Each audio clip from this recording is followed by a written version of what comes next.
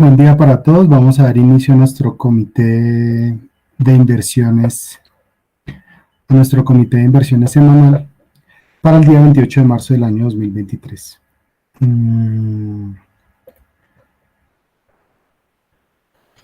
Pues estamos escuchando en este momento al presidente del Fondo de Garantías Bancario en Estados Unidos. Y antes de iniciar con el comité, sí es algo que me preocupa en la medida en que tal vez ustedes no lo sepan o no lo han mencionado aún en la reunión. Estaba mirando como unos datos estadísticos de cuánto valía el fondo de seguro bancario en la crisis hipotecaria del año 2008. Y realmente lo más llamativo es que antes de la crisis hipotecaria de la crisis hipotecaria donde el fondo tuvo que ser usado para rescatar algunos bancos de manera inicial. Ustedes saben que eso al final no se logró, que después la Reserva Federal tuvo que entrar básicamente de accionista de entidades que son muy grandes, como el caso del Citibank. Pero en ese momento, en el año 2007, el fondo de reserva costaba alrededor de 130 billones de dólares. Casualmente, en diciembre de este año, después de la crisis hipotecaria, este fondo de reserva alcanzó a tener un saldo negativo de menos 20 billones de dólares después de la crisis hipotecaria. A partir de ese año, los bancos empiezan pues a entregar un porcentaje. Ese fondo se arma con un aporte, digamos, de todas las entidades financieras. Y ese fondo a diciembre del año pasado costaba nuevamente 130 billones de dólares. Ya vamos a ir un poquito más en detalle con eso. Simplemente para que lo tengan presente, pero primero obviamente les voy a mostrar los resultados del portafolio durante este mes que ha pasado, como hemos visto la evolución de nuestro portafolio. Afortunadamente todavía nos encontramos en terreno positivo, estamos rentando el 3.14% el mes de marzo versus el 0.19 antes de la apertura de hoy, el Standard & Poor's. Ustedes saben que después de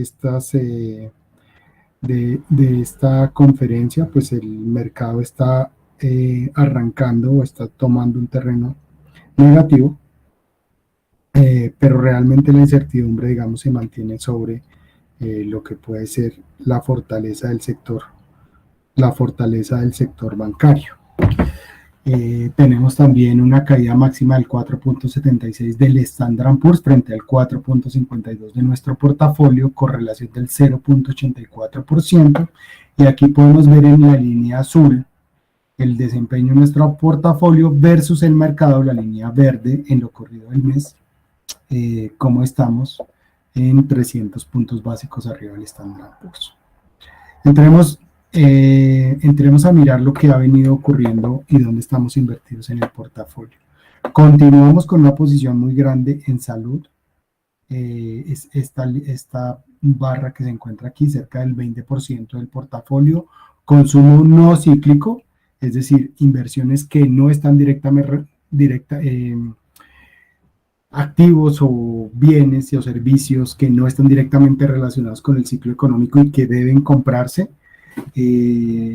Como es el caso de bebidas, como es el caso de salud o materiales, digamos, implementos para la salud, champú, jabón, etcétera. Todo eso es consumo no cíclico, pesa el 30%, es decir, si hay o no hay recesión, si el mercado cae o no, de todas maneras lo tenemos que consumir. Más abajo tenemos energía, 14%, y básicamente en estos tres sectores está el 50% de nuestro portafolio. Tenemos un 10% en cash, posición que hemos venido aumentando levemente desde la semana anterior, donde se ha venido reduciendo fuertemente la posición en compañías del sector de tecnología, que como ustedes ven solamente pesa el 7.41%. Esta semana hemos visto que el sector de tecnología, particularmente el índice Nasdaq, ha presentado una volatilidad muy por encima del mercado, y es que se viene generando un ruido adicional, y es el impacto o que también lo habíamos estudiado también la semana anterior, y es el impacto que van a tener sobre las compañías pequeñas, las startups de tecnología. ¿Cuál va a ser el impacto que se va a presentar en los pagos de las hipotecas de las oficinas de estas empresas? Entonces vamos a hacer un recuento básico. Los bancos regionales en Estados Unidos, de alguna manera, y sobre todo los bancos de California, principalmente se dedican a financiar a las startups. Obviamente son sus clientes más grandes. Cuando uno va y mira cómo está compuesto el balance de estos bancos, tienen actualmente dos problemas. El primer problema por el lado de los activos, que en algún momento dijeron, bueno, vamos a invertir en bonos que pueden ser muy seguros, bonos corporativos con tasas del 4%, que es una tasa de interés súper buena en dólares. Y con esa tasa, pues le voy a pagar a mis cuentavientes, les puedo pagar una tasa del 3%, 2% por sus ahorros. Eso fue lo primero que hicieron. Se descubrió que en el caso del Silicon Valley Bank, y es lo que están mirando ahora con los otros bancos, se descubrió que las medidas de riesgo, eso que se hace, digamos, en todas las entidades financieras a nivel global, hacer valoración de activos y gestión de títulos de renta fija o gestión de riesgo de tasa de interés, como se conoce, ese riesgo no estaba siendo medido de una manera adecuada. Y podría ocurrir que en los otros bancos existiera ese mismo problema, en los otros bancos, digamos, pequeños, porque son bancos que son manejados de una manera, digamos, muy didacta, muy simple. Ese es el primer problema, que es por el lado del activo. Ya sabemos que existe una diferencia grande, bueno, de eso incluso vamos a hablar ahorita. Pero por el otro lado, y es el problema que estamos viendo que podría haberse reflejado inicialmente en las compañías del sector tecnológico, sobre todo en las pequeñas tecnologías, es el siguiente. Las inversiones en, valga la redundancia, inversiones de private equity en Estados Unidos han caído más del 70% durante el último año. Es decir, los inversionistas grandes han dejado de ver como atractivo en este momento, están viendo como no atractivo invertir en startups, tal vez porque vean que el ciclo económico no es el adecuado, tal vez porque vean que los proyectos son más bien la repetidera, bueno, hay diferentes razones, pero lo cierto es que han dejado de invertir. Y por el otro lado tienen a unas compañías que montan una oficina y entonces lo primero que hacen es generar una hipoteca versus esa oficina, y esa hipoteca se lo deben a sus bancos regionales. Esa cartera, que es la cartera comercial, y es importante ese punto, es la cartera comercial netamente, es la cartera que más pesa en las entidades pequeñas, en las entidades financieras bancarias pequeñas en Estados Unidos. Entonces, si yo no tengo flujo de dinero que viene, tengo que pagar mis nóminas, pero no tengo dinero para pagar mi hipoteca, pues muy seguramente lo que puedo llegar a tener es un impago. Y ahí el banco, la entidad financiera, va a tener dos problemas. Por un lado, tiene el hueco que ya lo sabemos, que es el hueco de la valoración a precios de mercado, diferencia contra precios de mercado de inversiones hasta el vencimiento versus el precio real de las inversiones. Y por el lado de sus pasivos, pues podría empezar a tener una cartera vencida que es cartera comercial. Y ya sabemos qué hay detrás de esa cartera comercial. Por esa razón, nuestras inversiones en sector financiero y tecnología cada vez están siendo más pequeñas. Muy seguramente si el ciclo se vuelve positivo, pues podríamos tener una oportunidad interesante, pero por esas razones específicas que nuestra inversión ahí va muy baja. El riesgo que pensaban los inversionistas hace un mes es muy diferente al riesgo que piensan los inversionistas el día de hoy. En febrero se pensaba que el riesgo más alto era el riesgo inflacionario. Eso era lo que pensaban los inversionistas. Pero miren que en el mes de marzo la encuesta del Bank of America cambia totalmente, cambia radicalmente la expectativa de los inversionistas, y ellos piensan ahora que el riesgo más grande podría ser el riesgo de crédito. Por eso es lo que les estaba explicando anteriormente. ¿Qué pasa entonces con las potenciales ayudas que puedan llegar a tener, estos bancos hacia adelante? Pues imagínense ustedes que la plata, digamos, que está lista, el fondo de reserva o el fondo de seguro del FDIC, valía 130 billones de dólares en el mes de diciembre. Estamos viendo las declaraciones del presidente de esta entidad y acaba de confirmar que de esos 130, 128 aproximadamente, 20 billones de dólares se gastaron en rescatar el Silicon Valley Bank. Es decir, me gasté casi el 20, el 15% de mi plata para salvar una sola entidad. Y hay muchas entidades en problema. Entonces, miren que ya de entrada se ve que no es posible o no es factible que si llega a haber una salida masiva de recursos, el fondo de reserva alcance para salvar a todas estas entidades. Y eso que no estamos hablando de las más gigantes, solamente estamos hablando de las muy, muy pequeñas. Y a esto se le suma que el presidente del Comité Económico del Congreso de Estados Unidos, que es republicano, ya está diciendo esta mañana, nosotros no tenemos por qué salvar, no tenemos que usar plata del gobierno para salvar a entidades que se metieron en problema por culpa de ellos mismos, porque no midieron su gestión de riesgo y por eso pues están pasando estas declaraciones en el Congreso, porque están diciendo más o menos usted por qué usó ese fondo para salvar una entidad, si esta entidad es culpa de ellas, es su gestión, lo hizo mal su tarea de riesgo y esa entidad lo correcto es que se debía haber quebrado. Yo no tenía por qué salir a rescatarla. Están en esa discusión, ¿no? Y obviamente Janet Yellen la semana pasada, me voy a adelantar un poquito, Janet Yellen la semana pasada dijo, el gobierno realmente no consideraría, y miren lo que pasó, no consideraría usar más, o sea, salvar más de los 250 mil millones de dólares, de los 250 mil dólares, perdón, por cuenta, entonces yo no tendría por qué rescatarlo, y de hecho fue curioso porque el discurso de Powell después de la después de la decisión de la Reserva Federal, pues no generó ningún movimiento negativo, pero en esta oportunidad fue Janet Yellen cuando dijo, de verdad tenemos que mirar con lupa si el gobierno sale a respaldar eso. Ya sabemos que el dinero que está en el fondo de reserva no alcanzaría para esa situación, pero sí es un problema, digamos, que hay que seguir mirando. Bueno, yo diría que esto es positivo porque ustedes saben que los indicadores líderes, que son los indicadores que se anticipan o tratan de anticiparse al movimiento del ciclo económico, pues ya están prácticamente en lectura de recesión, lo cual es positivo desde mi punto de vista porque ya básicamente lo que le estamos diciendo al mercado es efectivamente ya estamos en recesión, ya los precios se habían descontado y muy seguramente lo que faltaría sería una última caída y de ahí hacia adelante tendríamos un ciclo muy, muy positivo. Los indicadores líderes están diciendo eso. Me parece que es positivo, pero hay que verlo, ¿no? Las personas estaban pensando que el flujo de dinero, el dinero que se había salido, ¿qué es esto?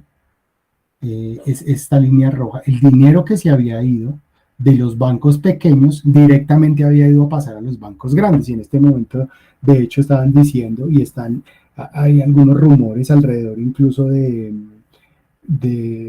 algunos fondos de inversión, de JP Morgan, de BlackRock, alrededor de que más o menos ellos planearon todo este movimiento porque sabían que lo que realmente importa, y ustedes saben que es como el caso de las startups, en las startups lo que más importa realmente es la cantidad de suscriptores, en los bancos lo que importa son los clientes, entonces decían, fue una estrategia que hicieron de no ayudar a los bancos en ese momento, a los bancos pequeños, porque básicamente querían ir a esa base de datos, pero miren ustedes que el dinero realmente no ha pasado o no ha fluido de bancos pequeños en la misma proporción, no se ha ido para bancos grandes. Sí, es cierto, los bancos más grandes han recibido un flujo de dinero importante, pero no ha sido el mismo que ha salido. Entonces, ¿para dónde se ha ido ese dinero? Pues uno de los grandes ganadores, ustedes saben, ha sido los fondos de mercado monetario y principalmente los fondos de mercado monetario administrados por entidades muy grandes. El caso de BlackRock, y por eso, digamos, hay algunas críticas alrededor de eso, Aquí hago un paréntesis y recuerden ustedes que de hecho hace 2 días el, el presidente del Banco Saudí, que básicamente dijo, no vamos, y lo dijo lo peor fue que lo hizo en una rueda de prensa, dijo, estamos considerando, él dijo así, no estamos considerando de pronto invertir más dinero en Credit Suisse, pues él mencionó eso sin tener en cuenta lo que realmente quería la junta directiva y al parecer hay un choque, él estaba dando su percepción personal y eso le causó el puesto y hace 2 días, el fin de semana, de hecho tuvo que renunciar por eso, porque es claro, por ese comentario prácticamente se quebró el Credit Suisse. Entonces sí, sí hay que ser como muy cauteloso con ese tipo de noticias que se reciben, digamos, así de rápido. Bueno, en el caso del BlackRock, pues sí es una de las entidades que más dinero ha recibido en su fondo de mercado monetario.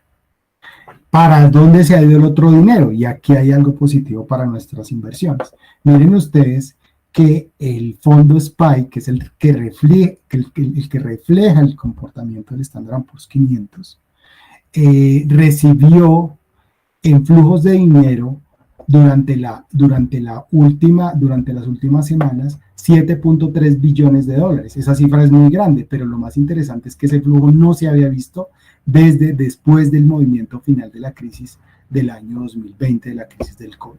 Entonces, es algo positivo porque los inversionistas institucionales, a pesar de que en este momento no está el panorama claro, están dando un salto de confianza, digamos, al mercado accionario, y entonces acá tenemos 2 ganadores y podemos determinar ya para dónde se está yendo el dinero. Yo sé que tal vez ustedes han escuchado mucho rumor acerca de que el flujo se está yendo para el Bitcoin o para las monedas o para las criptomonedas, y que algún gurú dijo que el Bitcoin se iba a ir a $1 millón, etcétera, etcétera, porque va a haber cambios en las monedas. Sí, son rumores, pero acá estamos hablando, todos esos son rumores y efectivamente parte del Bitcoin es porque este señor, digamos, le atinó a la crisis del COVID antes de, pero no quiere decir que sea cierto. Lo que sí es cierto y comprobado es que el dinero que ha salido de los bancos se ha ido para 2 partes. Se ha ido en gran cantidad para el fondo de mercado, los fondos de mercado monetario administrados por grandes inversionistas o por grandes gestores de capital, y segundo, para los fondos del Standard & Poor's 500. Y aquí está comprobado. También es claro pues, que alguna parte se ha ido para criptomonedas, pero digamos que esos son personas naturales que en este juego, en este momento no es relevante. Puede ser que en algún momento pueda ser. Y también hay que tener presente que las entidades financieras grandes están mirando cómo manejan el tema del blockchain, y estoy hablando del Banco Central Europeo y también la Reserva Federal, para de alguna manera tratar de darle alguna estabilidad a la moneda en el mediano y largo plazo. Todo lo que estamos viendo está mostrando que los inversionistas, a pesar de esta incertidumbre y volatilidad, están pensando en que el mercado efectivamente, si vamos a entrar en la recesión técnica, podría ser, pero que los datos que anticipan los movimientos futuros ya están mostrando algo diferente. El PMI, publicado la semana pasada, miren ustedes cómo muestra una recuperación tan importante, en términos de valor. Lo que esperaba el mercado era un valor por abajo de 49.5, abajo de los 50, que es la línea, digamos, media, o la línea donde es positivo y es negativo, por debajo de 50 es negativo, y miren ustedes que el valor o el dato que se publicó fue de 53.3, un dato bien positivo para el escenario actual. Hay otras cosas que no han ido tan positivamente en datos macroeconómicos en las últimas jornadas, y de hecho esta mañana se dio a conocer que los datos de vivienda, las ventas de vivienda o los precios mejor de vivienda, a diferencia de lo que venía ocurriendo hace un año, los precios de vivienda más o menos venían subiendo cerca de un 10% al año, 8% en promedio durante los últimos 5 años. Después de la crisis COVID tuvimos un repunte de precios de vivienda del 20%, eso fue muy positivo, pero actualmente tenemos incrementos en precios de vivienda de tan solo 3%. siguen siendo positivo, pero de todas maneras la estadística, pues o la tendencia, parece ser que lo que nos va a mostrar, y de hecho los datos de vivienda o los precios de vivienda, digamos a nivel nacional, ya mostraron una caída, es decir, se redujo, perdón, el precio de vivienda comparativamente año a año, pero los precios de vivienda de las 20 ciudades más importantes sí muestra un leve repunte. Entonces eso no es tan positivo contra estos datos. Eh, es un dato que es marginal, sí, pero de todas maneras hay que seguirlo monitoreando. Podría ser normal porque son datos rezagados. Ese no es un dato como este que es anticipado. Eh, y entonces básicamente lo que estaría mostrando o confirmando es que efectivamente vamos a entrar en recesión muy seguramente en el segundo trimestre de este año, ¿no? Sería segundo y tercer trimestre de este año para entrar en la época de recuperación en el último trimestre del año 2024. Tal vez puede ser una recesión muy corta, obviamente si se mantiene controlada la situación bancaria, que es un nuevo problema. Miren ustedes en sectores, cuando uno va a mirar realmente los sectores que más se han golpeado, y aquí casualmente también está real estate, 7.36%, las últimas 2 semanas, y sector financiero con una caída del 12.16. En la parte superior, pues tenemos comunicaciones y tecnología. Los sectores defensivos, pues son los que están presentando, o anticíclicos, son los que están, y aquí está consumo anticíclico, y miren ustedes cómo esos sectores son los que tal vez en este momento uno debería empezar o mantener en su portafolio mejor. Esto ya lo habíamos hablado. Y entramos entonces al punto de la preocupación, que es la misma gráfica que les mostré anteriormente. Este porcentaje, les recuerdo, es el porcentaje de bonos que hasta finales del año pasado estaban sin castigar. Son alrededor de 400 billones de dólares. Una pérdida importante dentro de los portafolios que ojalá no se materialice porque pues puede ocurrir lo que ya mencionamos con el Silicon Valley Bank. Y estas gráficas, estas dos, muestran en términos de riesgo, es muy relativo realmente porque miren ustedes que las compañías que están en mayor riesgo, que realmente son estas que están aquí, las que tienen depósitos, la mayor cantidad de depósitos de 250,000 son estas, las que están acá, y las que tienen pérdidas que no han materializado de lo que estábamos hablando del tema de los bonos. Es decir, estas entidades que están acá, aquí estaba el Silicon Valley Bank. Miren ustedes que aquí muy cerca está el UBS, aquí hay otras entidades, pero sí se está viendo que en la parte inferior, no en términos de depósitos, sino en términos de cuánto usted ha materializado de las pérdidas, quién es el que tiene más inversiones hasta el vencimiento, es esta parte. Entonces está el Bank of America, de los grandes, está Wells Fargo. Aquí también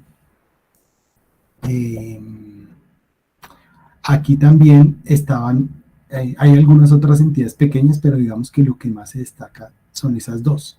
Y en el otro lado hay otro análisis visto desde otro punto de vista. ¿Cuáles son los bancos que más cantidad de depósitos o cuáles son sus depósitos que no están asegurados con el seguro de depósito? Entonces, miren, los depósitos del Bank of New York Mellon, el 97% de esos depósitos no está asegurado. Y no está asegurado es porque básicamente son clientes muy grandes y el seguro de depósito solamente cubra 250,000. Entonces, entre más grande sea la entidad, entre más institucional, perdón, sea la entidad, pues muy seguramente tiene un porcentaje muy alto de seguros o de depósitos, perdón, que no están asegurados. Esos seguros que no están asegurados suman un total de 8 trillones de dólares. ¿Se acuerdan que les había mencionado que el seguro de depósito del SIC únicamente tenía 110 en este momento, 110 billones de dólares? Entonces, no puede, de ninguna manera lo podría hacer. Tendría que haber una intervención del gobierno muy grande donde básicamente tendría que salir a respaldar estos 8 trillones de dólares. Es una cifra enorme, muy delicada, que hay que seguir monitoreando. Y otro problema que le sale a todo lo que está ocurriendo. La semana pasada les dije que chévere que se reunieron los bancos centrales y se pusieron de acuerdo para estos famosos swaps.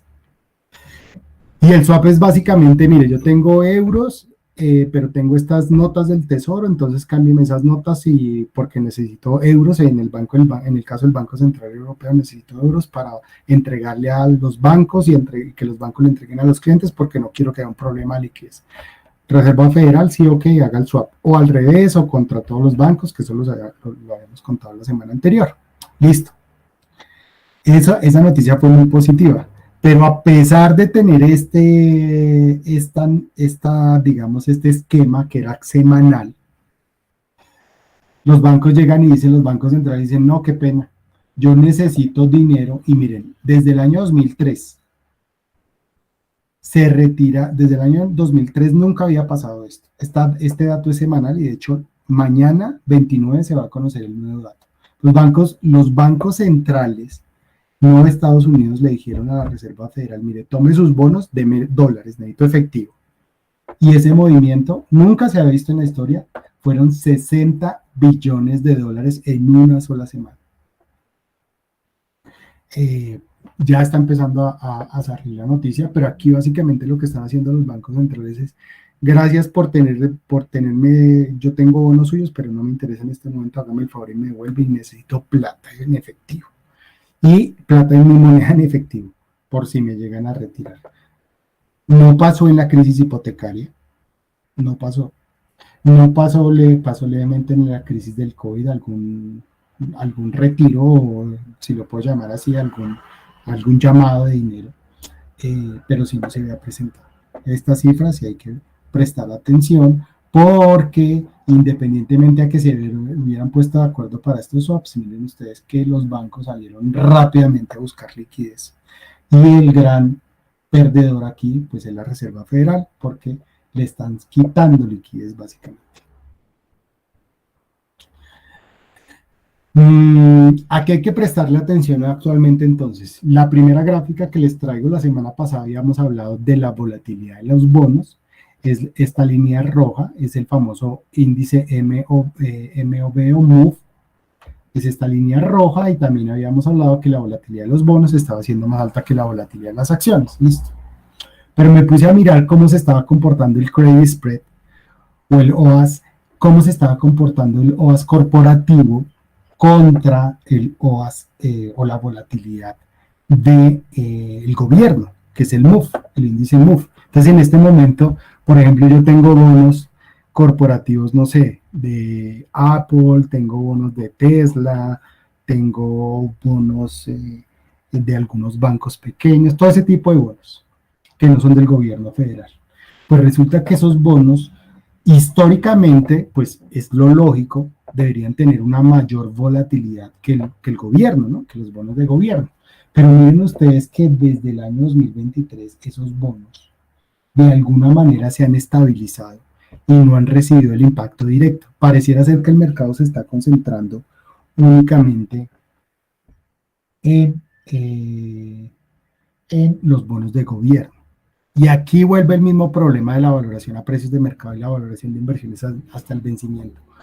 Resulta que esto que está estancado, digamos que no ha estallado, es porque yo en mi balance tengo un bono que tengo todos los meses valorado o causado, mejor, porque eso no es valoración, es causación lineal, y lo tengo causado ahí. Si me pagaba al 5, lo tengo al 5, independientemente que hoy debería estar al 6, 7, 8. Entonces, no, para decirlo de otras maneras, no lo he tenido que salir a estallar, porque lo que yo más vendo, lo que yo más muevo y lo que tengo reflejado a precios de mercado son los bonos del gobierno. Esos son los que se han castigado acá. Pero cuando a mí no me queden bonos de gobierno, porque se los devolví a la reserva o porque hice alguna venta, esto es de gobierno, ¿no?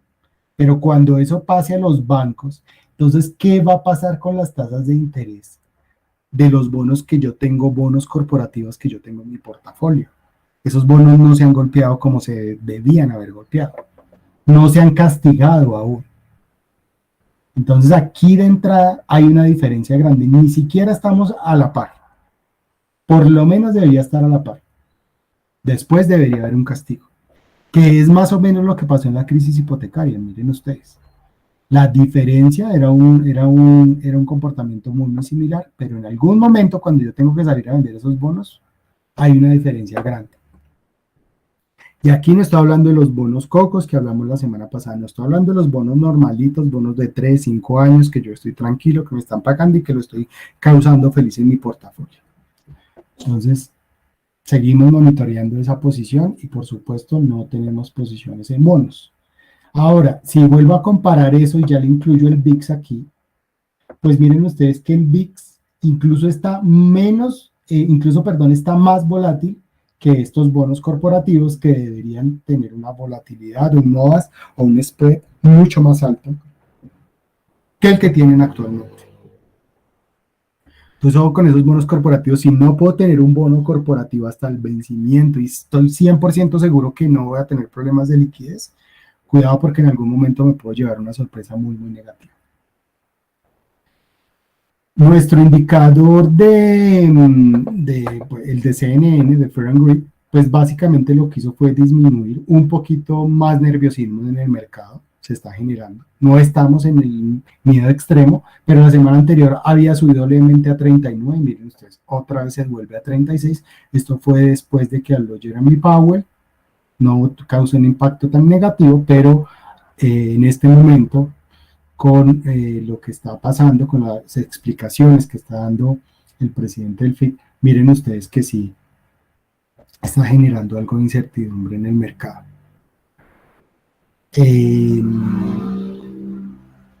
Yo pensaría que lo único negativo que hay a lo que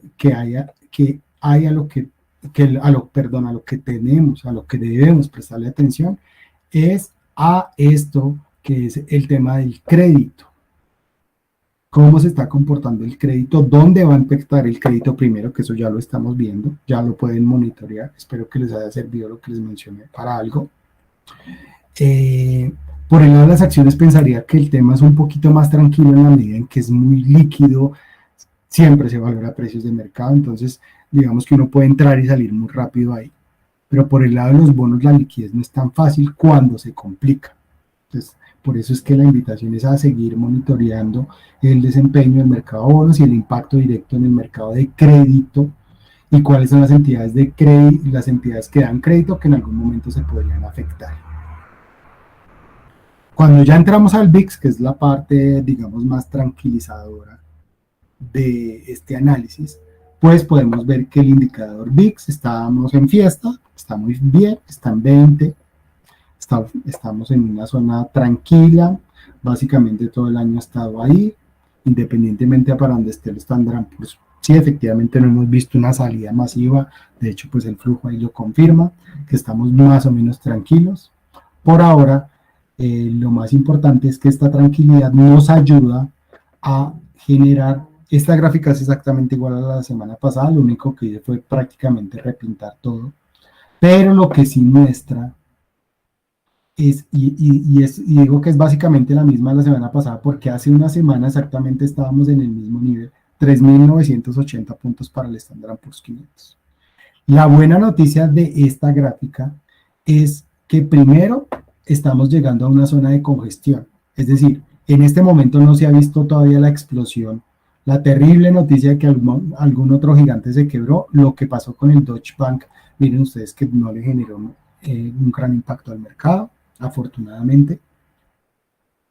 De hecho, frente al tema del Deutsche Bank es donde se están dando las investigaciones, si hubo algún gigantesco banco, algún presidente o algún miembro de algún banco grande que se puso a hacer rumores que no debía y por eso se dio la pérdida el fin de semana, porque parece ser que los números son muy sólidos, los números del banco.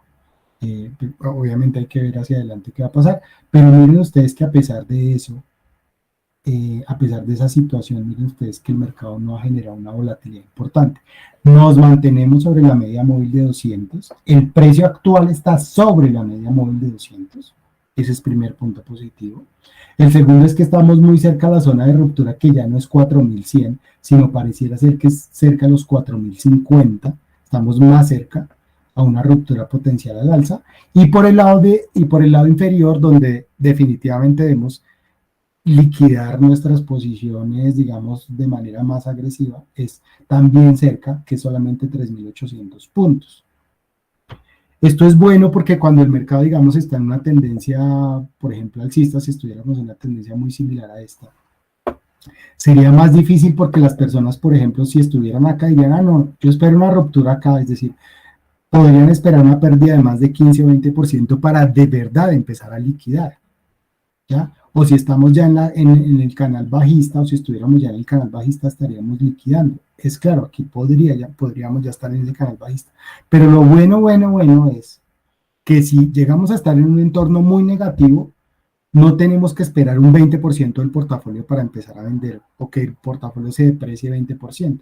Aquí con una caída de tan solo 5 o 7%, que es más o menos esta ruptura de 3.900 a 3.800, aquí fácilmente sí podemos decir, llegó el hecatombe y vamos a tener una caída gigante. ¿Sí ven? Esa es la ventaja de estar, digamos, en un momento así. Y por el lado positivo, de igual manera, yo estoy desinvertido, tengo mucho miedo, pero miren ustedes que arriba de 4.050, 4.100 definitivamente es porque las cosas ya van a, a un terreno muy, muy positivo en el largo plazo.